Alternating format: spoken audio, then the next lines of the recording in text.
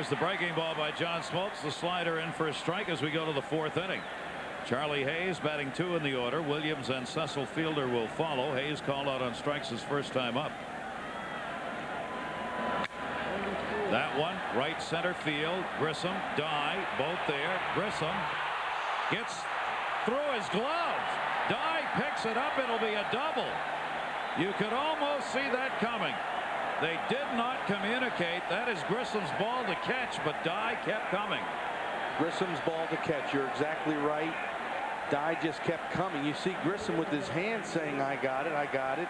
And then Dye just ran right in front of him and blocked his vision. Look at Dye. He never stops running at this ball, and he blocks Grissom's sight. It is an error charge to Marquise Grissom. That's a tough error on Grissom, because it was really Dye's fault for getting in the middle of the play. Big break. First break of the game goes to the Yankees. Leadoff man on second base. Bernie Williams struck out his first time up. Blauser moves in behind him, but no throw. You look at Charlie Hayes at second base. He's one of the guys we talked about, willing to go the other way against the Braves pitcher. That's one of the reasons why he's in the starting lineup tonight. Wade Boggs upset about it, but understands. Williams, their big man all year and here in the postseason. 3 RBIs in the World Series for him, and he's got a chance to put the Yankees on top in this game. It's been a tough World Series average wise. Those 2 hits, though, did produce 3 runs in game 3. Williams waiting on the 1-0 pitch. Marquise Grissom made 1 error in the regular season in getting a Gold Glove award in center field. Amazing how sometimes it's those people, things like that happen to in postseason play.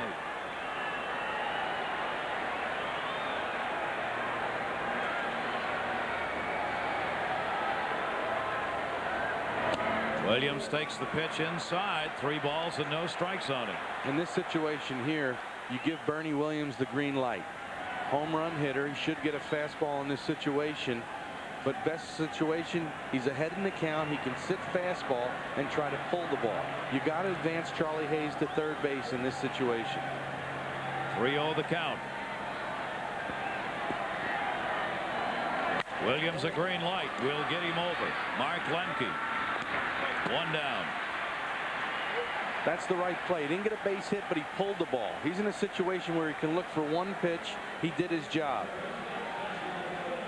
That will bring up Cecil Fielder with the RBI chance. 1 down and a runner at third base, and the congrats to Williams for getting it done. See, Gary, that doesn't appear in the box score, but it appears with the players. They understand what that is. Charlie Hayes, remember, 0 for 5 in game 3, but 2 productive outs. If you're going to make an out, make it productive. Same thing in this situation for Cecil. Try to hit a long fly ball if you can. Another out, but you have a run on the board. Look at this. The infield's in. We are only in the 4th inning, and the Braves have moved it in. With Hayes on at third, Cecil Fielder takes the pitch inside from John Smoltz. So Bobby Cox, feeling this is going to be a very tight game, is going to go right here to try and cut that run off. And I would expect Smoltz to stay inside to Cecil. Try not to let him extend his arms where he can hit that fly ball. 6 hits in the series, 5 singles and a double. Rips that one down the line. It is a fair ball. Cecil Fielder on his way to second base with a double, and the Yankees have a 1-0 lead.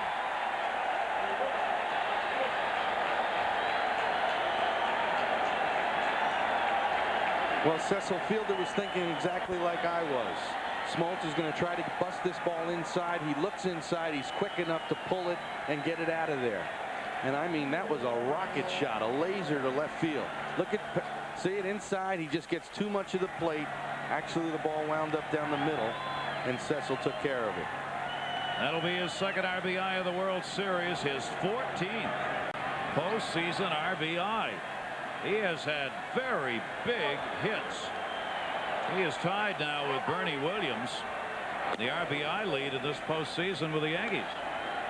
He's on at second base. Strawberry's up. The shift is on. That is an unearned run. And Marquise Grissom, who we said made one error during the regular season, made that error. Tough one. It's the third error he's had in postseason, with one during the whole regular year of 162 games. Taken for the strike, 1-1 on the swing. We've talked over and over in the 5 games in this series, you cannot give good teams extra outs. They make an out, you take it. Darryl Strawberry, 1-1 count, and he lifts one to center field. Marquise Grissom gets in front of this one. 2 down. Fielder will stay at second. Strawberry hit it hard, but right at him. An unearned run off John Smoltz here in the 4th inning has put the Yankees up. And Charlie Hayes, the man who scored, smiling over there. He's giving the what for to Cecil Fielder after watching Cecil chug into second base out of breath. It took a long time for Big Cecil to get to second. O'Neill hit into a fielder's choice his first time up. It's a good sign for the Yankees. Tells you a little bit of how loose they are. It's the kind of thing that happens in the regular season. You know, guys giving it to each other while the game's going on. They were not loose in games 1 and 2. No, they weren't. You saw it in their face. They were tight. Couple of wins. You loosen up. And this is a situation, Gary, if Paul O'Neill is swinging the bat well, he's walked in this situation to face Duncan, but he has been struggling at the plate. Runner at second base, and the pitch is taken down low. 1 ball, 1 strike. I mean, Bobby Cox wouldn't even think twice. If O'Neill was healthy and swinging the bat, he would be walked in this situation to go after Duncan. Batting only 182 in the postseason and has only 2 RBIs. Bobby Cox will let John Smoltz go after him here. 1-1. Down low. 2 balls and 1 strike. And the other thinking is, too, you have a veteran on the mound in Smoltz. He knows the situation. He won't make many mistakes. He knows he has first base open. They'll try to get him to hit his pitch, not O'Neill's pitch. O'Neill 8 for 42 in his career against Smoltz. Fielder off second base. 2 ball, 1 strike count, 2 down. This is with a fastball, 3-1. See, just off the plate. In other words, if O'Neill wants to expand the zone and go after bad pitches, Smoltz will let him. Hitters get themselves out an awful lot of times. I wouldn't be surprised here. 3-1 count. He goes to the split finger rather than the fastball.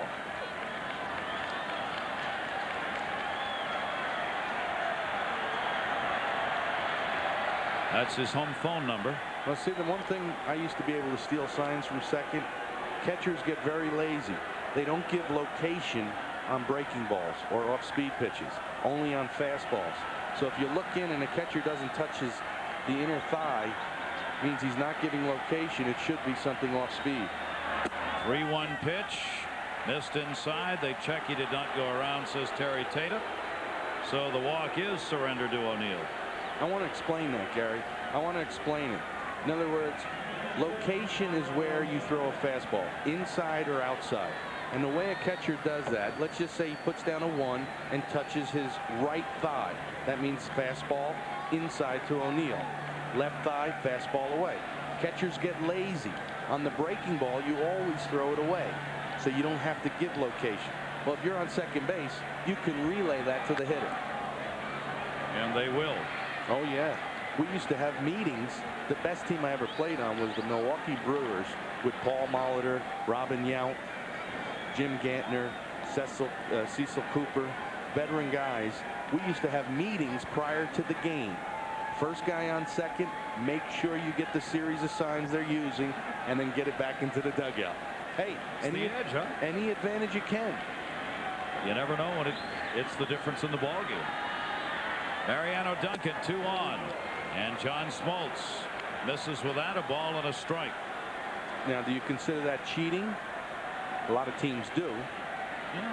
And I know as a catcher, I used to say, hey, as the hitter, no more relaying signs. Even though I was doing it on second base. And that's been done throughout the history of baseball. It has. Try to get the edge. Yeah. Off the end of the bat to second base, Mark Lemke will go to first with it, and that will retire the Yankees here in the 4th inning. But The Yankees come up with an unearned run on 1 hit and 1 error. They leave 2 on, and the Yankees have a 1-0 lead. So first blood to New York. They lead 1-0, and just like we said before the game, mental and physical mistakes by Atlanta, but mostly mental in the field. That was terrible in right field. It's actually they're getting on Grissom right here, but look at the right fielder dive. He starts to go after the ball, and it should have been the center field. Built for comfort, not for speed, but he's got quick hands, and he gets that bat around, and he's got power behind it. Yeah, see, Cecil Fielder, his weakness is up in the strike zone. You see where his belt is, and it's a large belt, but his belt covers a lot of ground. That's where you pitch him, from his belt up to his, I guess, the letters where it says New York, right up there. He cannot hit the ball. He'll foul it off or miss it. But if you get below that area, boy, that's his zone to really hit the ball hard. And Smoltz is fortunate that that ball didn't go 450 feet out of the ballpark. And Fulton County Stadium is fortunate that Cecil didn't have to slide into second, because they could have started the destruction of the stadium 1 day early. We all tease Cecil. You know, he's a great guy. He's got a great sense of humor. All the teams do it, the announcers. We tease him about his weight. Actually, he was 20 or 30 pounds heavier last year and the year before, so he's come down. He's svelte right now. And when Cecil was over with Toronto, it was him and Fred McGriff were the first baseman they had. He couldn't get the playing time, so when his contract was up, he went to Japan, and he played for the Hanshin Tigers for a year. They love him in Japan. Honestly, I've seen him mobbed in Japan. And he came back from the Hanshin Tigers, signed with the Detroit Tigers, and then this year got traded to the Yankees. And he hit 51 home runs 1 year for the Detroit Tigers. So he's a legitimate hitter, and he's a great personality. He's great for baseball. So Andy Pettit starts off Chipper Jones with the breaking ball for a ball. And let's get back to Atlanta.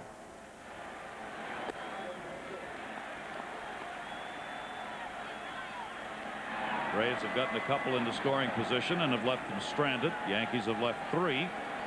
But they've had the leadoff man on a couple of times. Then the 4th, with the error, they got it across. 2 ball, 1 strike count on Jones.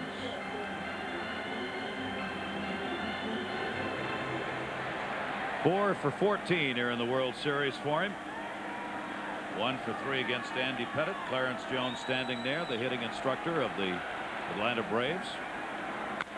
Off the fist to third. Charlie Hayes backhands it. 1 down. You know, one thing that gets overlooked is the defense. You have great pitching, but if your defense makes some errors, in this series, the Braves pitchers have given up 15 runs. 4 of them have been unearned. But think back just to last night. Rafael Belliard wasn't charged with an error. Leyritz hits a 3-run home run. A lot more runs have been scored this series because the Braves pitchers and defense has given them extra outs. We talk about it. It sounds simple, but to go along with good pitching, you need good defense. And an unearned run off Smoltz right now is the difference in this game. Fred McGriff struck out his first time up. Takes the pitch down low. 2 balls and no strikes to McGriff, who is 6 for 15 here in the World Series. 308 overall in postseason. That one fouled off, and a 2 ball 1 strike count on McGriff. He has been the power source for the Atlanta Braves all season long, as well as their production man RBI wise. Has 6 RBIs here in the World Series. David Justice saw in the dugout. A very important player in this team in past years. This year with the injury, though, taken out early in the year, and the decision not to put him on the postseason roster. And McGriff is on with the 3rd walk given up by Andy Pettit.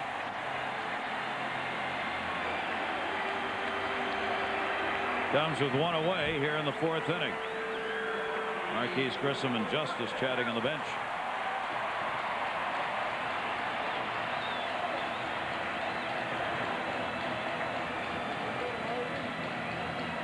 One down. Braves will have Javi Lopez, who grounded out his first time up, coming up with McGriff at first.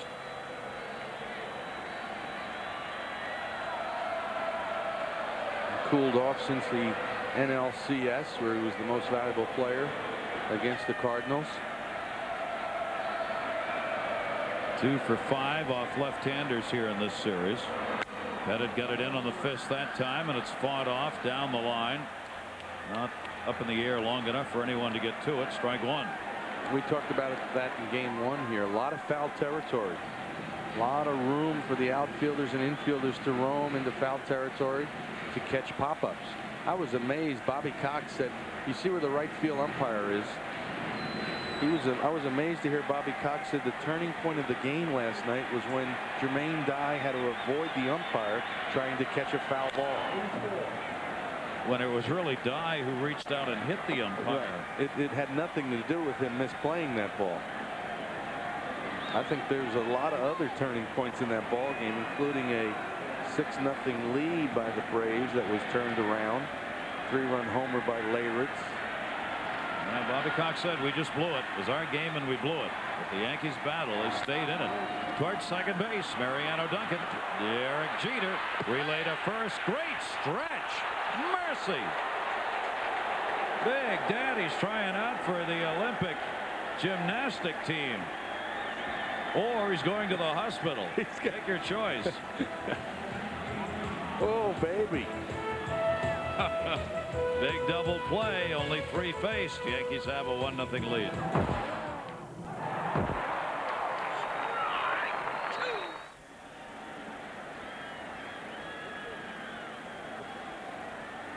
The Yankees up 1-0.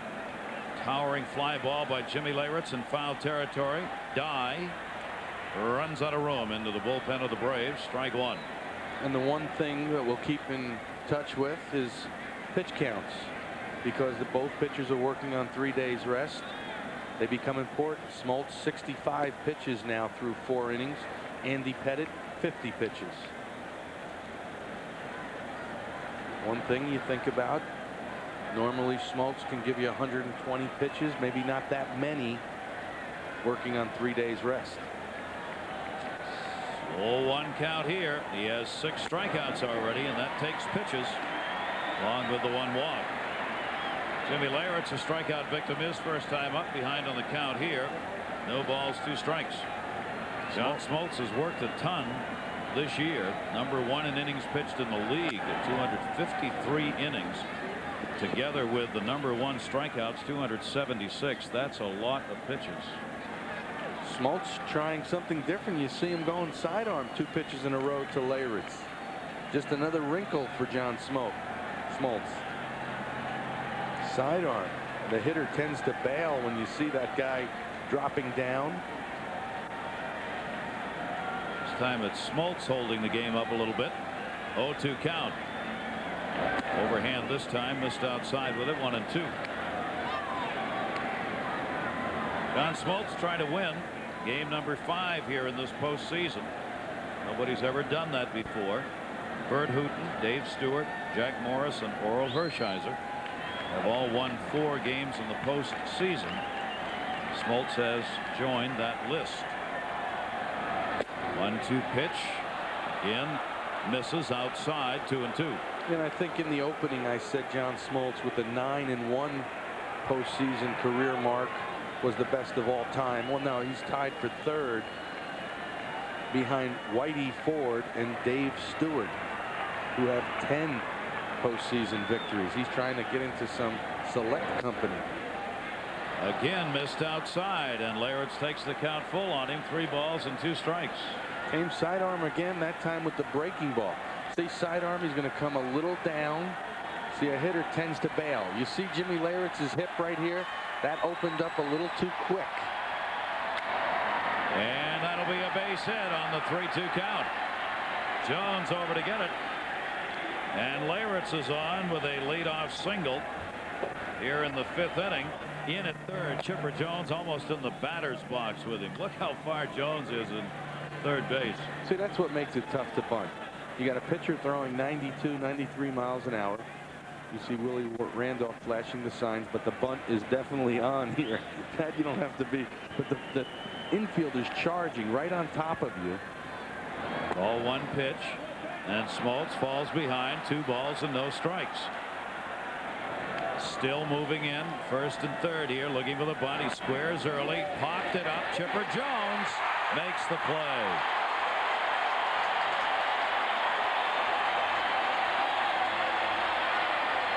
'81 World Series.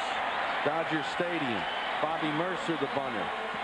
Ron Say charging in like that. A dive, a catch, doubles off Milburn at first, and that took us out of a ball game.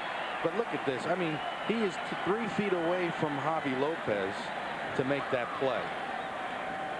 As a bunter, you feel like you have to make an absolutely perfect bunt to get the job done. You do. Yeah, you really do. When they're that close to you. So Andy Pettit will go back to the bench. Runner remains at first base, 1 down now in the top of the order. Derek Jeter. Jeter's had the 0 for 2 in the game, has struck out and lined out a ferocious line drive to Chipper Jones in the 3rd inning. He is 0 for 4 against John Smoltz in this World Series. Fouls it off for strike 1. Yankees have the 1-0 lead, and we are in the 5th inning.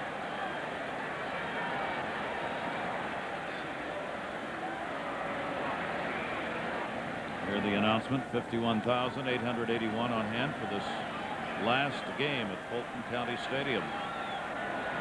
1 strike count. Missed up high with it. 1 ball, 1 strike. And that's amazing because it's the exact same attendance from last night. 51,881 people. That's the full house. That is a full house. But usually there's a couple of people that sneak in, make it a little different from the night before. Can't do that. The fire marshal would be after him. And a strike on the outside corner. Breaking ball that time. 1-2 to Derek Jeter. Derek Jeter last night when they were behind 6-0 called over Mariano Duncan, the second baseman, and said, you know we're going to win. Duncan said, get away from me. It's the 3rd time Jeter has said that to Mariano Duncan when the Yankees have been behind. They've won them all. And that one misses outside. You got to believe, I guess. He certainly believes. They come back, and they've done it all year. Their largest deficit this year, they came back 8-0 against the Chicago White Sox in a Sunday afternoon ball game. They just start getting a couple of hits. Next thing you know, 2 runs on the board, 3 runs. 2 balls, 2 strikes, 1 down. Runner not going. Foul back by Jeter. See, the one thing the Yankees have done this year, 29 times they have had innings where they scored 5 or more runs in an inning. Well, if you do that, you know, you can get yourself back in a lot of ball games. That's a lot of runs in an inning. 2 balls, 2 strikes, 1 down. Jeter making John Smoltz wait again.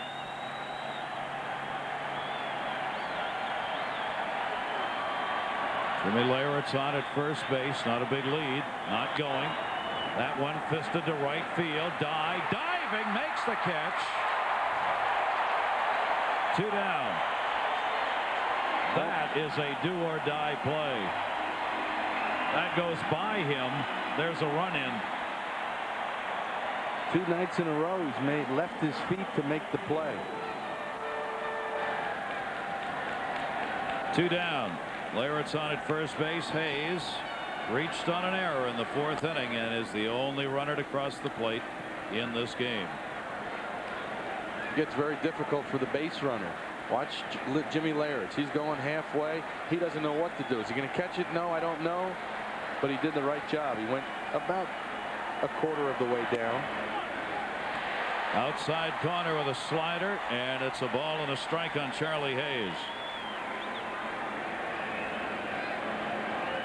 Hayes had a leadoff fly ball to right center field that Grissom and Dye converged on. Grissom had it go right through the glove and was charged with an error, and Hayes came around to score on the double by Fielder. 1-2.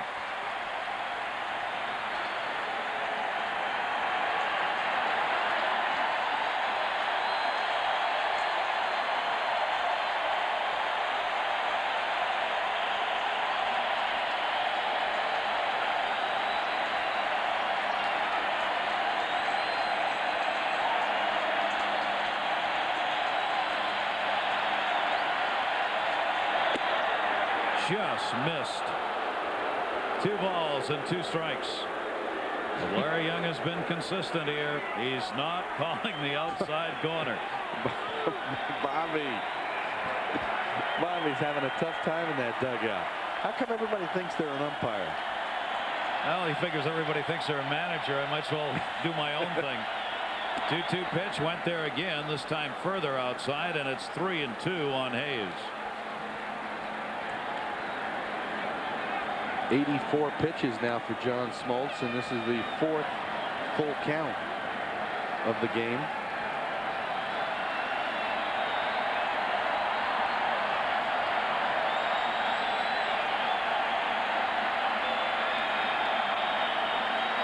Three-two, runner goes. 7 strikeouts.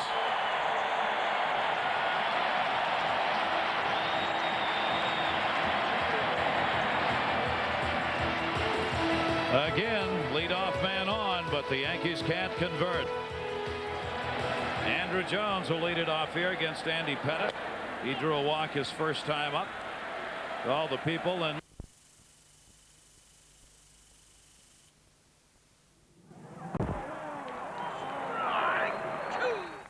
Welcome back. Still 1-0 at the end of 6. Andy Pettit helps his cause with a couple of good plays in the field. The big one on the bunt, barehanding the ball and getting John Smoltz at third. And look at Smoltz's foot. If it hits the side of the bag, he's safe, but it comes over the top and he's out. Yeah, and also this was a terrible bunt. Very bad bunt by Lemke. That's the second one in the series that he's messed up. And now back to live pictures. John Smoltz and Jim Leyritz. Smoltz's first pitch for a ball, second for a ball. And there's Andy Pettit on deck. And now you're going to see Pettit making that double play. So he gave up 2 singles to start the inning, got himself out of trouble with 2 nice defensive plays, and the Yankees lead 1-0. Back to Atlanta and our announcers.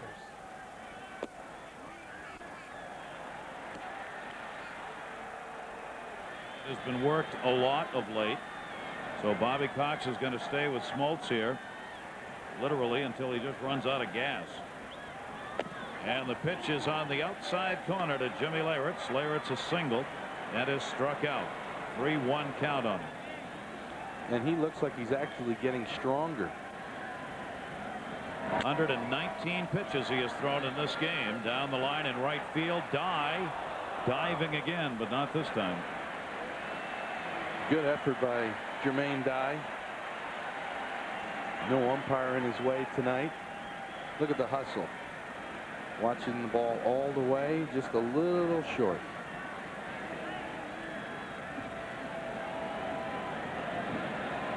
Ouch. 3 ball, 2 strike count. Back to get some new lumber. Leyritz, there are the 2 who probably are going to be the Cy Young Award winners. Look at the difference in pitches. The reason for Smoltz because of the strikeouts. 9 strikeouts on the evening. When you look at the 114 pitches, well, he's got all winter to rest up. This is his last start of the year. 3-2 the count on the leadoff batter for the Yankees, Leyritz, and he's walked. 3rd walk given up by Smoltz in the game. It is a leadoff walk. And the Yankees here in the 7th inning, a chance to add to their 1-0 lead. It's going to be very difficult for Andy Pettit to bunt again. Infielders are going to be right on top of him. But this time, what he tries to do, you got to make Fred McGriff field the bunt. Sounds easy. It's a lot tougher when you're looking at Chipper Jones right down your throat. Andy Pettit, the runner at first. Jones closing in at 3rd base. Squares and fouls it straight back. Strike 1. There's Chipper Jones coming way down that line at 3rd base. What a difference. You watch Chipper Jones charging. There's no doubt that Pettit's going to be swinging away. See, getting ready. And look, I mean, it's just a full sprint. He winds up, he can shake hands with Javi Lopez. 0-1 count. Squares again, way up high on this one by Smoltz. 1-1. And from that picture, you could see Fred McGriff has to stay back, respecting Leyritz at first base. So try to make Fred McGriff field this bunt, not Chipper Jones. We will get our first action in the bullpen. The Atlanta Braves get Wade the left-hander and Brad Klontz the right-hander warming up. As John Smoltz with a 1-1 count has been way up and out of the strike zone here. See what he can do with Andy Pettit trying to lay the bunt down again. Squares around very early. Runner goes, and they didn't catch it. The throw's very late.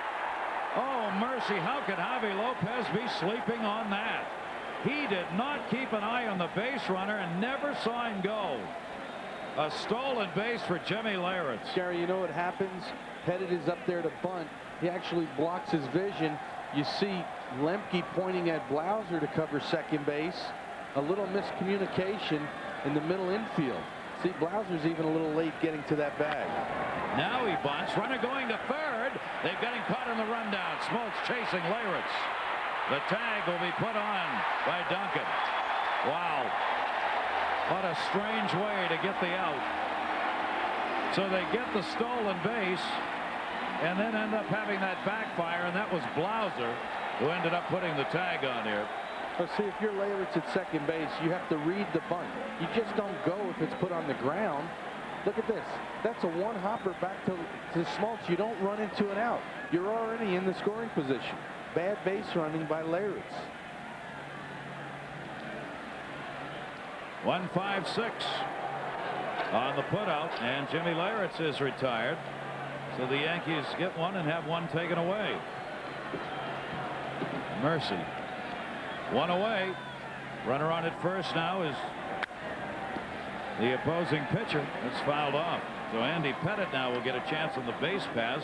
He's in foreign territory. See, sometimes as a base runner at second base, you have to read the bunt. You just don't go as soon as it hits the ground. That was one hop back to the pitcher. You have to read that. Stay there at second base. Let them get the out at first. You're already in scoring position. Derek Jeter. One of the things that has amazed me in this series, the fundamentals of baseball have not been executed by either team a lot of times in this series. And these are the two best teams in baseball. Very surprising. I'm under a lot of pressure, obviously, because what they're playing in the World Series, but still. That one to first, double it up.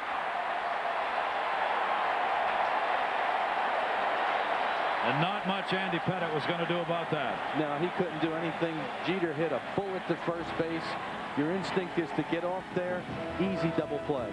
Leadoff man on. They don't convert. Back to work we go. Ground ball up the middle over to get it. Jeter bobbled. Still didn't get him.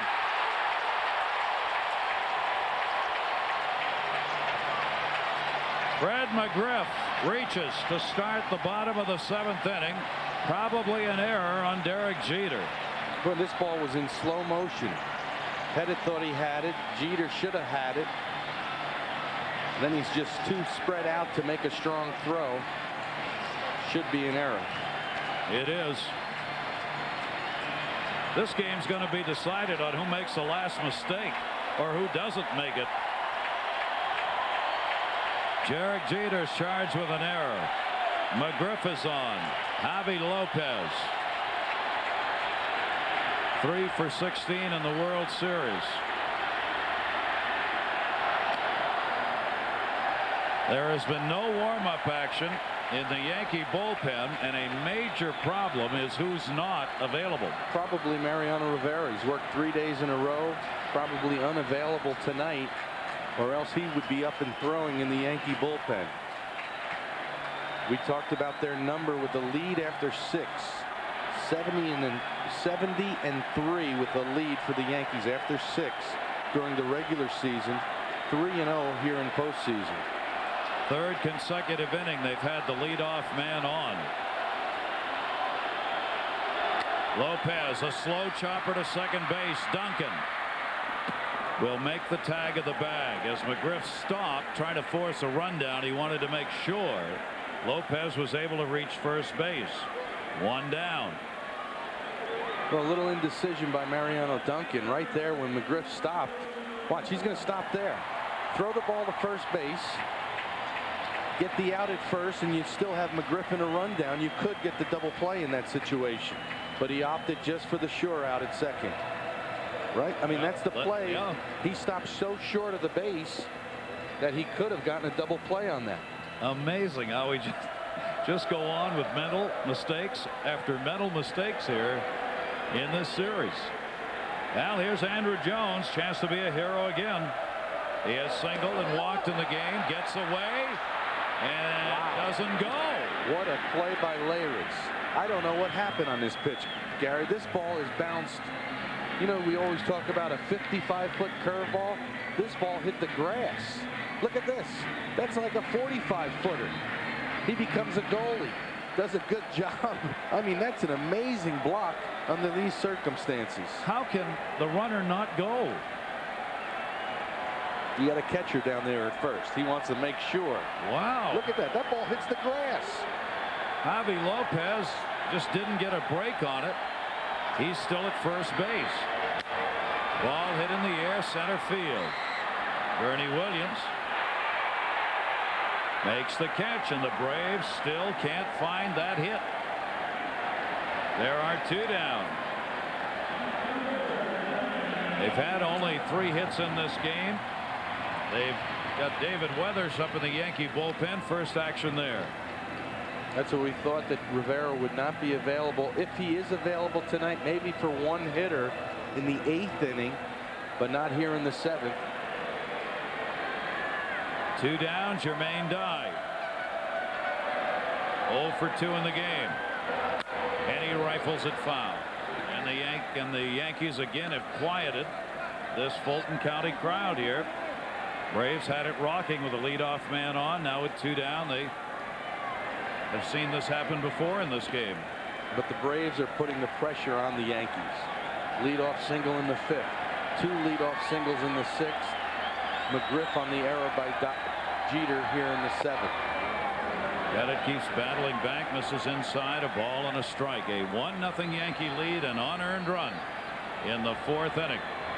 Mike Bilecki up in the bullpen with John Smoltz waiting for some offensive help. 1-1 outside corner, strike 1 and 2. What a job this young left-hander's done in this game. You talk about a nail biter. 1-0, base runners on. See Leyritz hold it there to let Larry Young get a good look at it. Looked like it was a little off the plate away, though. Consistent. Breaking ball misses inside to him. 2 balls and 2 strikes. You notice, Gary, the different pitching pattern. Pettit has stayed away from the cutter inside all night long. He's used more changeups, more curveballs, and that's just adjusting because you've just faced this team 5 days ago. He's thrown only 80 pitches in this game. 2-2 delivery reached for. Andy Pettit will make the play to first, and the inning is over. And the Atlanta Braves, despite getting the leadoff man on, can't score. No runs, no hits, an error, and a base runner left on. We have completed 7, and the Yankees have a 1-0 lead.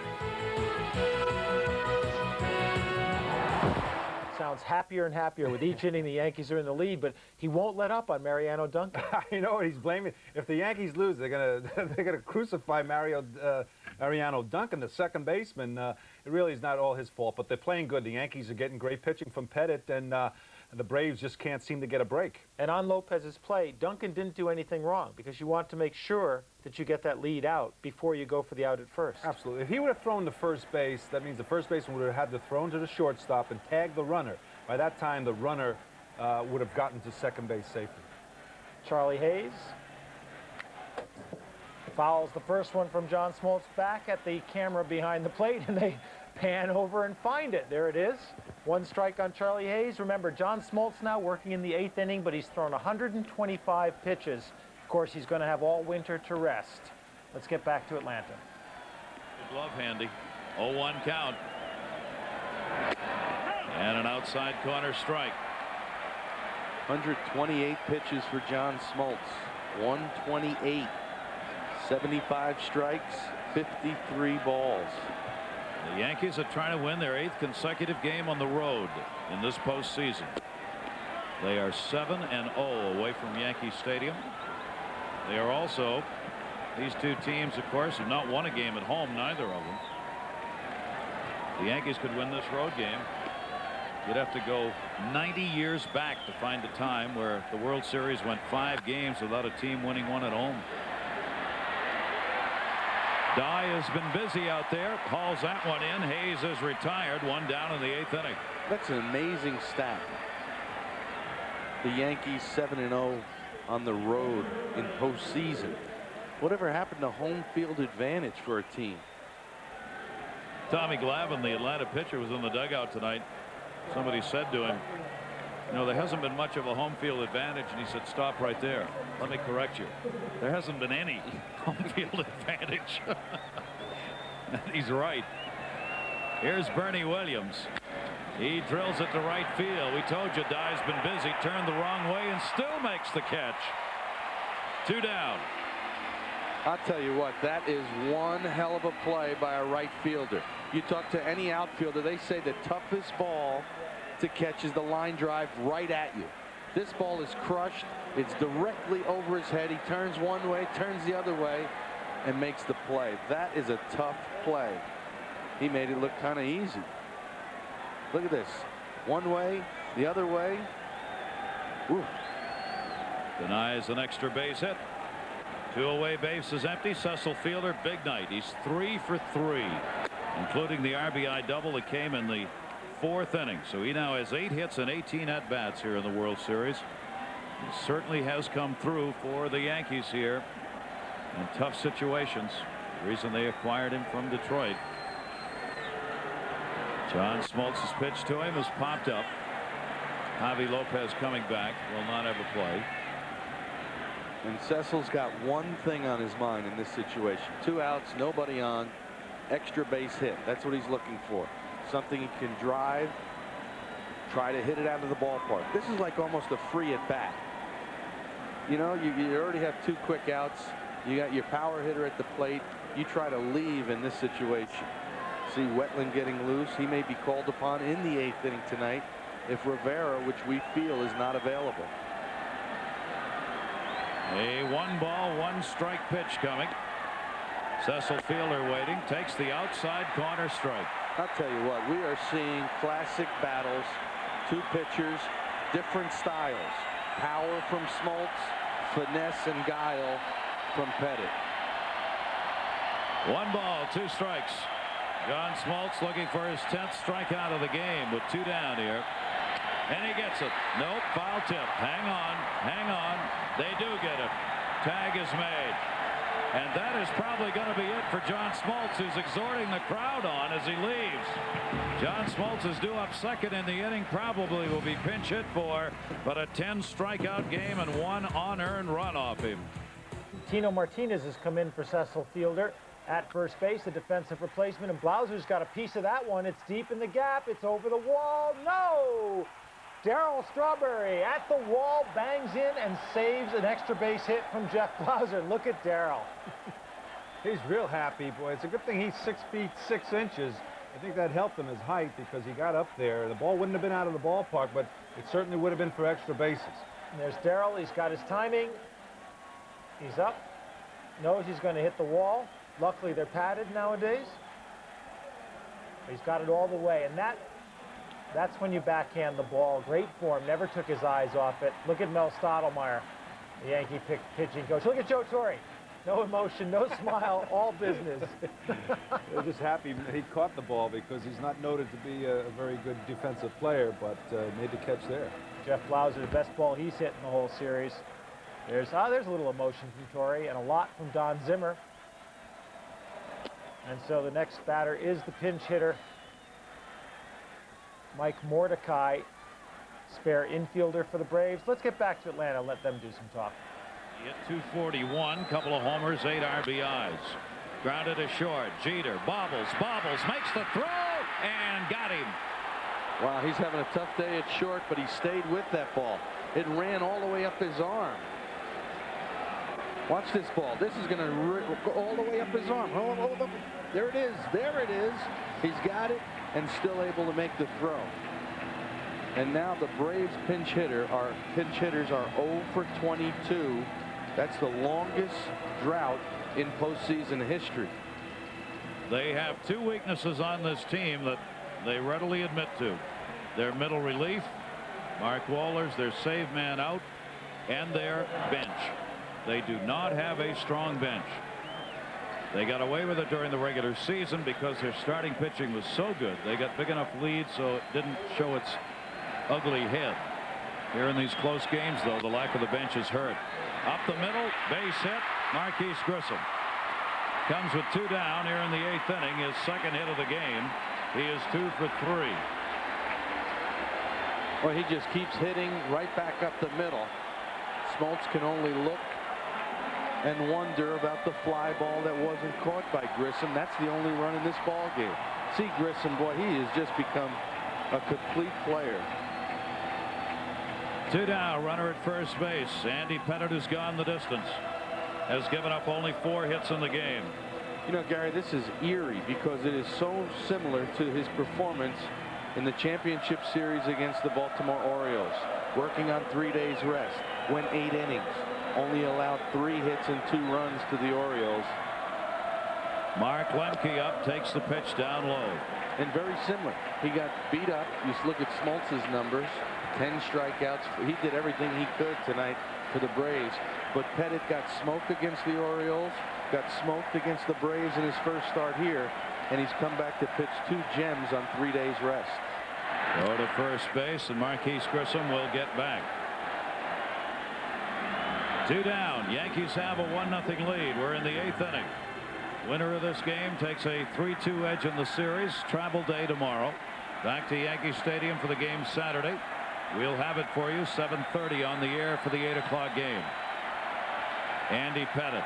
Runner goes. Swung on, grounded down to third. Hayes has the play at first. And Andy Pettit continues to stymie. The Braves have not scored a run in the last 13 innings.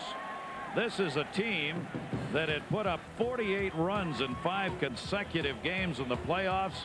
None here. Welcome back. We're moving into the last inning. The Yankees still lead 1-0, and there's an old cliche in baseball, and I used to hate it when I heard the announcers say it. How many times does the guy make a great defensive play in the field and then come and lead off the next inning? And I'd always say, not many.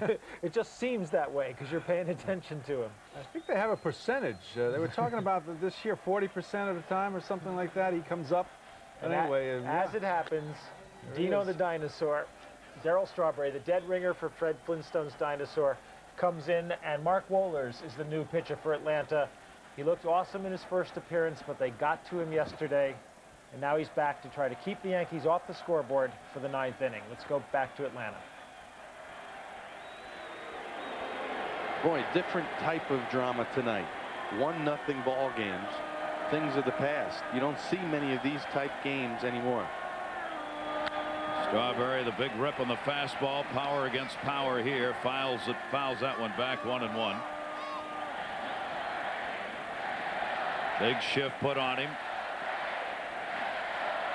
Fans with a "Let's Go Braves" chant.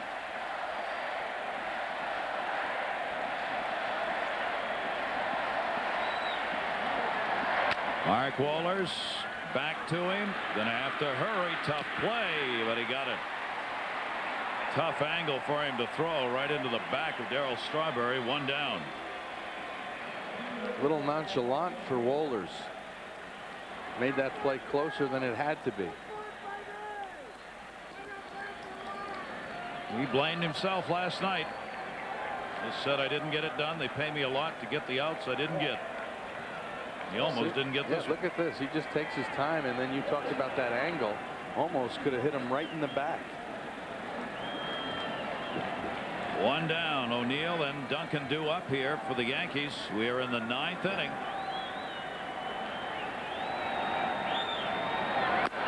Paul O'Neill takes the pitch up high. He is hit into a fielder's choice, grounded out, and drawn a walk in the game.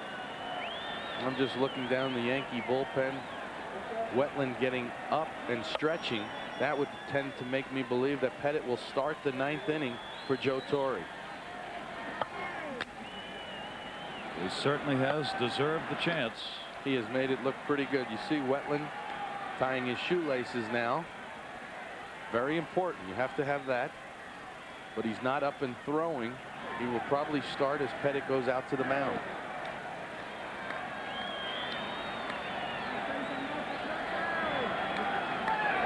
Wohlers pitch to McNeil. O'Neill misses, and it goes to 3 balls and no strikes here. And doesn't it always work out, Gary, that the bottom of the 9th you'll have Chipper Jones, Fred McGriff, and Javi Lopez coming up for the Braves. Big middle of the order. 3 ball, no strike count with 1 away. O'Neill waiting, and the pitch to him is a ball 4. So Wohlers walks the second man he faces. Mark Wohlers will now face Mariano Duncan, who's gone 0 for 3 in the game. Duncan has stranded 12 runners in his last 6 at-bats in this series. Chance here with 1 down to move a base runner around.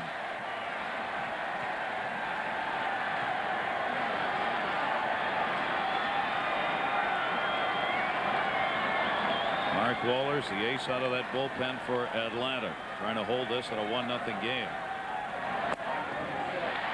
Duncan goes after it and misses. Oh, this is just tough. Duncan just keeps hacking away, and he's had a tough series. Last night, bases loaded twice, was unable to get the job done. And really one of their most consistent hitters throughout the season. 0-1 the count, and Wohlers will step off. An error by Marquise Grissom leading off the 4th inning on a fly ball by Hayes when he and Dye did not communicate the outfield. Set up the RBI double by Cecil Fielder, the unearned run off Smoltz. The only run that's up there on the board. Here in the 9th inning, fouled off by Duncan, and the count goes to 2 strikes. See, that's that split finger fastball that Wohlers has come up with to make his fastball look that much faster. And he doesn't need any help. Watch the action on this split finger. Starts up in the strike zone and then just dives down. Nasty pitch. That's why he had 10 wild pitches on the year. Sometimes he comes up a little short with that split finger.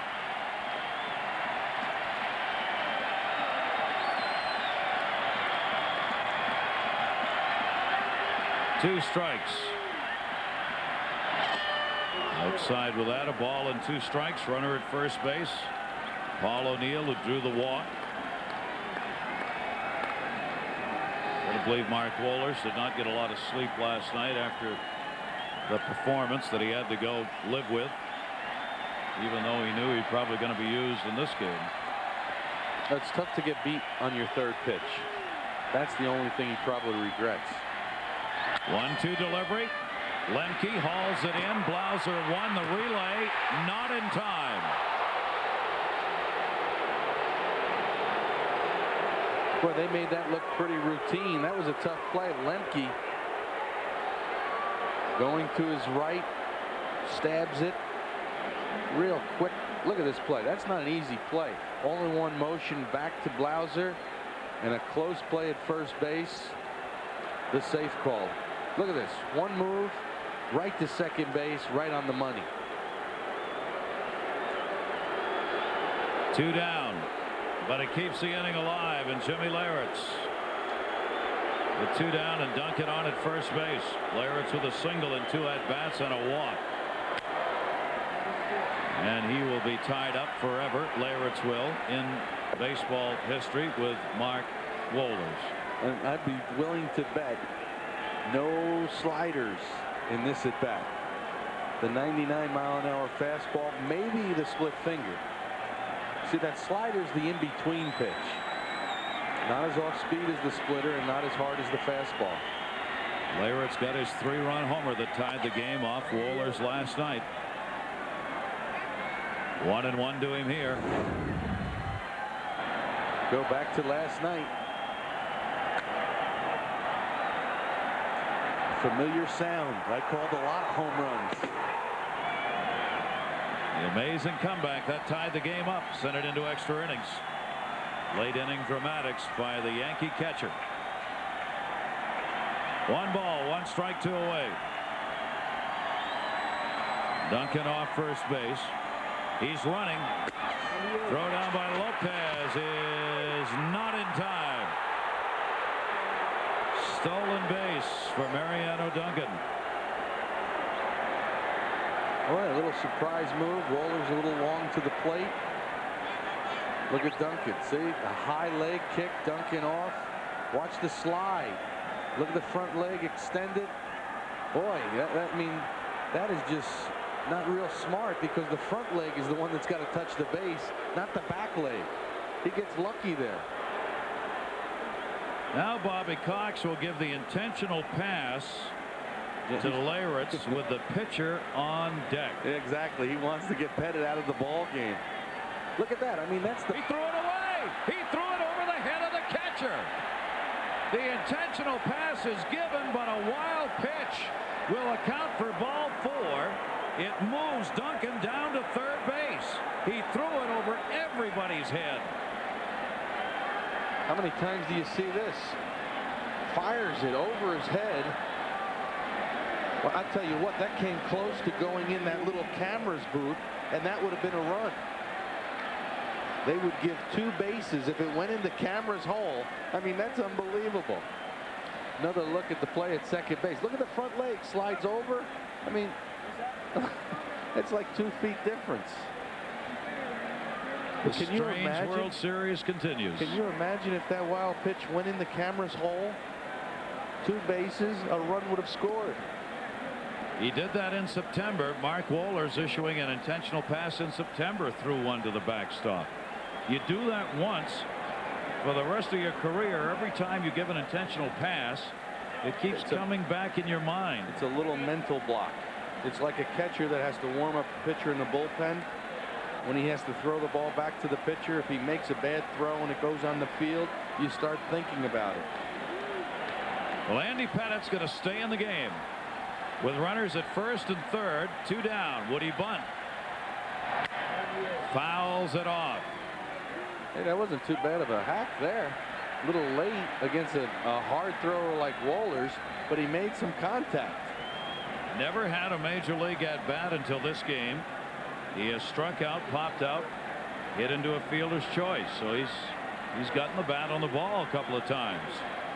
A 1-0 Yankee lead, 9th inning, 2 on. 2 down. Look at this, left field. He hit it. Jones is there and puts it away. No runs. Couple of base runners left on. The Atlanta Braves get one more shot.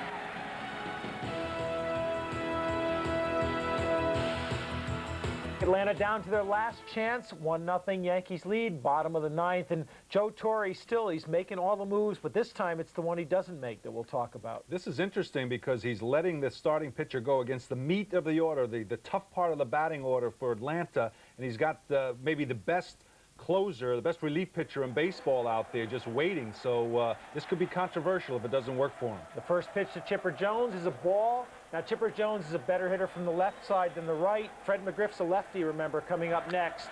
Fastball from Pettit, and Jones fouls it off. The count's even at 1-1, and let's go back to Atlanta for the bottom of the 9th.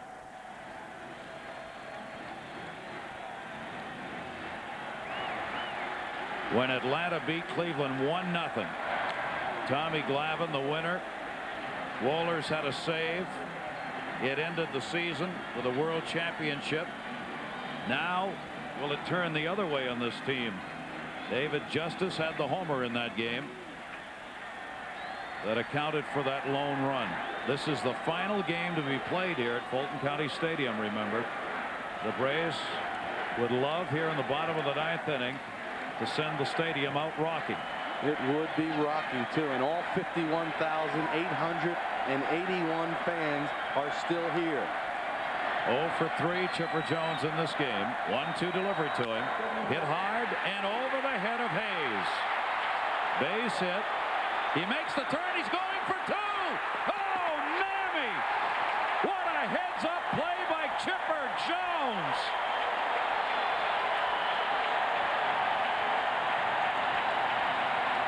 Gary, you remember me talking about the cutter. He stayed away from the cutter all game. This is a cutter inside. Jones doesn't miss it.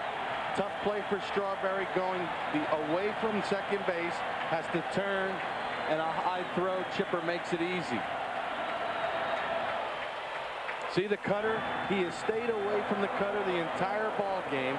He started Chipper Jones off with 3 slow curveballs and then tried to sneak a cutter in. See Pettit's reaction? He's jumping with Charlie Hayes, just not high enough. The first extra base hit of the game for the Braves, their 5th hit. Potential tying run, second base. Fred McGriff up. Takes the breaking ball inside, ball 1. Only the second Brave to get to second base in this game. And this will probably be his last batter. McGriff, we mentioned a .325 hitter this year against left-handed pitching. Good off-speed pitch, pulled the string on him, 1-1. See Wetland, he's ready. McGriff 0 for 2 and a walk in the game. Against left-handers in this series, 5 for 10. Conference at second base, Soho and Jeter. That's making sure in the coverage. Probably also what sign are we using? Soho, new in the game for defensive purposes, wants to know the pitch. That way he can cheat a little bit towards the middle of the diamond on the fastball, or maybe a little bit to pull on the breaking ball. 1 ball, 1 strike on Fred McGriff. McGriff, a slow roller to first base. Tino Martinez.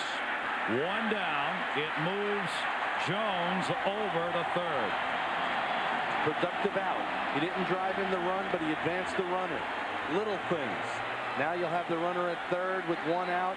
It'll bring Torrey out and bring Wetland in. That's why that Chipper Jones hustling it into a double was so huge. So Andy Pettit, a magnificent performance here in this game. Will go 8 1/3 inning. 5 hits. Only 1 extra base hit in this game. He could not have done more. 3 walks, 4 strikeouts. He will now become part of the fan contingent here at Fulton County Stadium. This is the way it ought to be in the World Series. Bottom of the 9th inning. We'll continue it in a minute. You didn't think it was going to be easy, did you? Andy Pettit is a tremendous performance by him. Nail-biting time, I'll tell you. And he really, I mean, maybe he's getting a little tired, but also the hit put him off his rhythm. Oh, definitely. He looked like he made a mistake on that pitch, and Chipper Jones got the part of the bat out to hit it down the line here. It was hit pretty well, but he really hustled around first base. Darryl Strawberry, as was mentioned, took a long time getting the ball, throws that high throw, and has no chance. That's what we said at the beginning of the game, is you watch Darryl's arm, and you watch Chipper Jones now. He's watching the ball all the way, and now he sees at that point he starts to sprint because he knows Darryl's going to take time to get the ball in. Yeah, I think there was no doubt in his mind that he was going to at least think about second base, and if he saw that Darryl Strawberry didn't come over and get it quickly, that he would take the chance, and he did it successfully. Then Joe Torre leaves Pettit in to pitch to the left-handed McGriff, but McGriff does what you want him to do, is hit behind the runner and gets Chipper Jones over to third. Strategically, that's a good hit for McGriff. Certainly, he tried to get a home run to win the game or get a base hit to score the run, but as long as you get the ball to hit to the right side, you get the runner from second over to third, still only 1 out. Now, a fly ball, sacrifice fly could score that runner. So now Javier Lopez will come up for Atlanta, and this is the crucial at-bat of the game because Lopez has to make contact with the ball, preferably get it out of the infield and into the air. Yeah, this is going to be interesting because Wetland throws a fastball 93, 94 miles an hour. Lopez is a good fastball hitter, so it's going to be power against power, and he at least wants to get the fly ball to get him in there, or certainly more than that. If he can hit one out of the park, Atlanta wins. And of course, if they get the 1 run and we go into extra innings, both teams have tired bullpens, but there's more depth in the Yankee bullpen than there is in Atlanta's. Yeah, I think so. Atlanta has a couple of pitchers left that can throw, but not as good as the Yankee relievers. Okay, so now John Wetland is all warmed up. Javier Lopez is the batter for Atlanta, and let's go to Atlanta.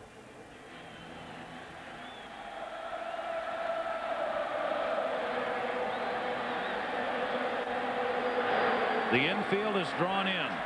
Javi Lopez 0 for 3 in the game. 0 for 2 against Wetland in the series. First ball heading to third. Knocked down by Hayes. A huge pitch out. Javi Lopez going after the first pitch. There are 2 down. Crushed up everybody in the ballpark. Javi Lopez, everybody looking fastball, gets the breaking ball, the first pitch, hits it right at Charlie Hayes. You see how he went to his knees? That ball was not getting by Charlie Hayes. Look at that. He is going to make sure that ball stays in the infield, and then he gets the out. But give Wetland and Leyritz the credit.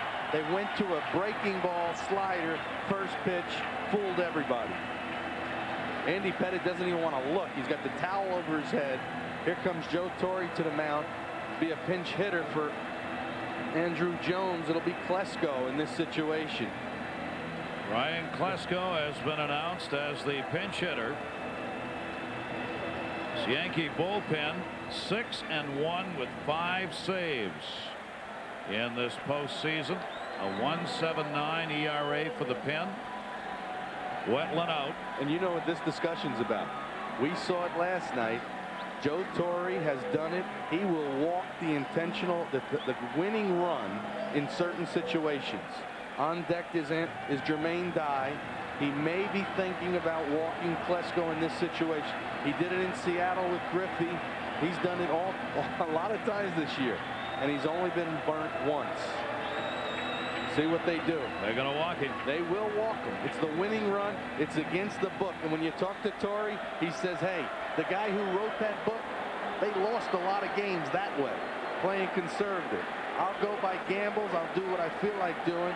And he's going to force the issue of Bobby Cox. Does he let Jermaine Dye hit, or does he go to Polonia or Pendleton, the lefty batter? Remember, his pinch hitters have not picked up a postseason pinch hit. They have set a new record in ineffectiveness coming off the bench. And Jermaine Dye, the next hitter, has been very cold. And you see Louis Polonia coming up. So the wheels are turning in this situation. The intentional pass goes to Klesko. 90 feet away is the tying run in this game. 2 managers doing battle here. And Luis Polonia will now be introduced as the pinch hitter for Dye. You take the bat out of Klesko's hand. That's what Torre wanted to do. He didn't want Klesko to beat him in this situation, even though Klesko's the winning run at first base. Polonia was 4 for 15 during the season as a pinch hitter. Wetland is trying to save this game for the man who can't watch anymore, Andy Pettit. Polonia 0 for 3 in the World Series pinch hitting, 0 for 8 in the '96 postseason. But this is what it all comes down to. 2 outs. Wetland against Polonia. Pretty good high ball hitter.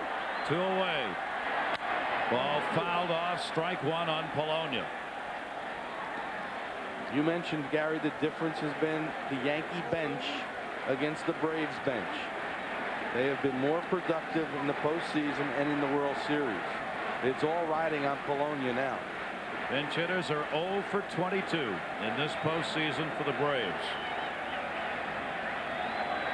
The Yankees can hold on to this win. They will have a 3-2 edge in this series going back to New York for the next game on Saturday. The pitch swung on, broken bat, foul ball. And a 2-strike count on Luis Polonia. Sawed it off that time. Fastball on the inside part of the plate. Look at that. He just left him with the knob in his hand. But see, that's Polonia actually likes the ball inside, so he can inside out it. And Leyritz going to the mound just wants to make sure on the pitch selection. Don't make a mistake in this situation, especially when you're way ahead. Wetland trying to go 6 for 6 here in saves this postseason. First and third, 2 away, 2-strike count. Polonia, just a check swing, hardly even that, fouls it off. Remember, Wetland has a good overhand curveball and a slider to go with the fastball. Puts an awful lot of pressure on Leyritz. Wetland is known to bounce that curveball. This situation, you cannot afford a wild pitch. Look at this. Fastball down again. Polonia inside out.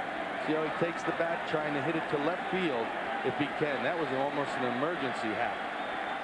Here's a guy released by 2 teams this year, Baltimore and Seattle. Picked up by Atlanta, trying to get Chipper Jones home. 0-2 the count. The pitch swung on and fouled back again. And he stayed away from the breaking ball, staying hard stuff against Polonia up in the strike zone. Pettit looking for his first World Series win. He can't look. I'll tell you, we had drama last night. Nothing like this. 2-strike count. Wetland to Polonia, swung on and fouled back yet one more time. Gary, you know what Pettit's going by. He's going by the crowd's reaction. He doesn't want to look. He says, no, I can't take it. Look at Torrey. I mean, you'll wear out the dugout. Waiting for the last pitch in this ballpark is Andy Pettit. Atlanta wants a few more to have to be thrown. 0-2 the count again. Timeout.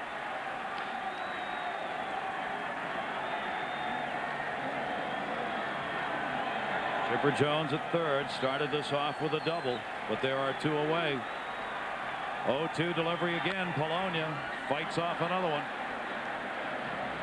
6 foul balls. Polonia is hitting everything over the Yankee dugout. Late on the fastball.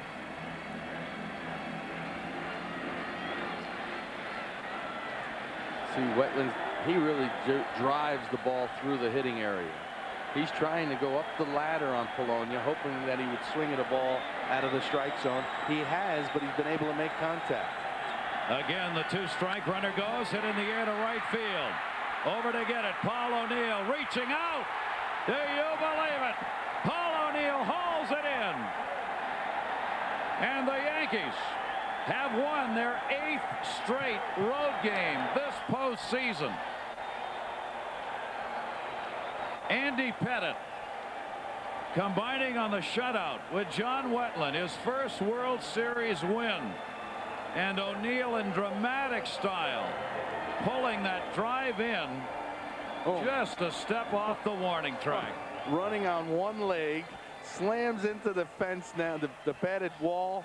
What a huge win. Great defense by the Yankees all night long. And what a performance by Andy Pettit. Now he can finally look and smile. A hug to O'Neill. Boy, a huge ball game for the Yankees. They came and went 3-0 in Atlanta's home park. Andy Pettit, 8 1/3, no runs, 5 hits. Wetland 2/3 of an inning and an intentional walk. And the crowd, 51,881. They have seen their last game to be played here at Fulton County Stadium. Could not have been a better game unless you are an Atlanta fan, and the only thing you won't like is the score. But as a baseball game, you had wow. you had to like this ball game. Smoltz pitched his butt off. He did everything possible. One unearned run, and it was caused by the miscommunication by Jermaine Dye, a rookie in right field, and Marquise Grissom in center field. So the Atlanta Braves have not scored in the last 14 innings. They are now behind in this series. On Saturday at 7:30, we'll be at Yankee Stadium. As the Braves and the Yankees will go at it in Game 6, the Yankees will have a chance to win the World Series at home. But now it's Atlanta with their backs to the wall. But remember, Atlanta do play well on the road, and they won the 2 games in Yankee Stadium. In fact, no home team has won a game in this series so far. And let's look at the results of those first 5 games. The first 2 were in Yankee Stadium in New York. Atlanta clobbered the Yankees in the first one, 12-1, and then won the second. Greg Maddux pitching a gem, and they won that one 4-zip. We moved down south to Atlanta, and the Yankees won the first one 5-2. They came back from a 6-0 deficit to win the second game 8-6. And in the game we've just seen, a brilliant pitcher's duel between Andy Pettit and John Smoltz. The Yankees coming out on top 1-0. And then we'll be back tomorrow with Game 6. Saturday night, you've got to be up at half an hour past midnight to watch the game on Sky Sports 1. Greg Maddux against Jimmy Key, and it'll be a good one. For Rico Petrocelli, I'm Mike Carlson. At last, good night.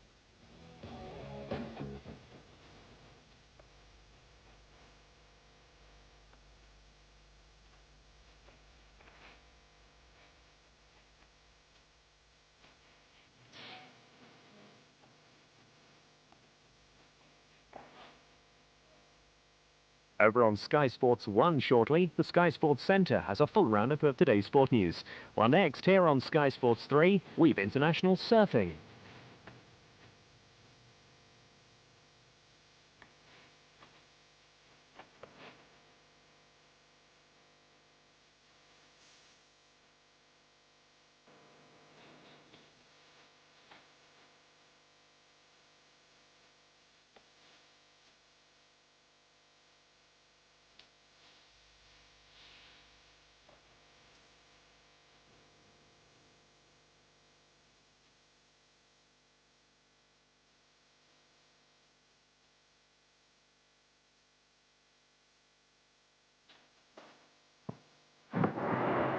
Major League Baseball, a taste of real America in association with Coors Extra Gold.